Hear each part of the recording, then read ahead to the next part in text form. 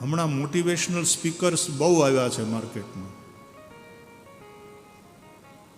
પણ ભગવદ્ ગીતા ઉઠાવો, શ્રી કૃષ્ણ જેવો મોટિવેશનલ સ્પીકર બીજો કોણ છે? અને એ ભગવદ્ ગીતા, એ ભાગવતે, રામાયણ, આ શું છે? કાઉન્સિલિંગ છે સાહેબ, કથા નથી આ માત્ર.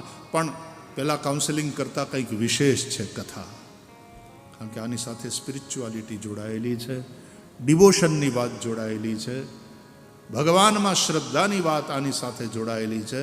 અને તેથી believe me and have that strong faith કે અહીંયાથી જે વસ્તુઓ સાંભળશો, જે વાતો સાંભળશો, એનાથી જે તમને સમાધાન મળશે બહુ કલ્યાણકારી હશે, બહુ કલ્યાણકારી હશે.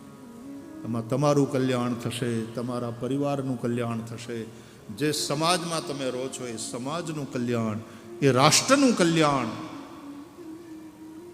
કારણ કે આ વ્યાસજીની વાણી છે, આ સુખદેવજીની વાણી છે, આ શ્રી કૃષ્ણની વાણી છે. એટલે આ સામાન્ય કોઈ મોટિવેશનલ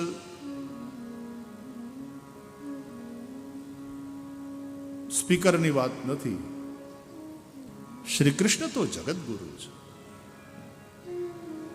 સિગમન્ડ ફ્રોઈડ પણ બહુ મોટા મનોવિજ્ઞાની આપણા અર્વાચીન યુગના કહેવાયા, પણ ભગવાન શ્રી કૃષ્ણની ભગવદ્ ગીતા એ માનવતાનું શ્રેષ્ઠ મનોવિજ્ઞાન છે.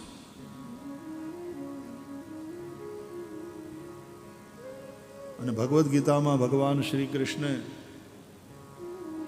વોટ આર ધી રેમેડીઝ એ પણ બતાવ્યું છે. માત્ર સમસ્યાઓની ચર્ચા નથી કરી, સમાધાનની વાત કરી.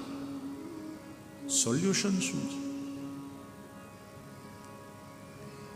ઇલિયડ વાંચો કે રામાયણ વાંચો, ફરક એ છે કે ઓલામાં કે માણસ આવો છે, આવો છે, આવો છે, પણ રામાયણમાં આવો હોવો જોઈએ, આવો હોવો જોઈએ, આવો હોવો જોઈએ.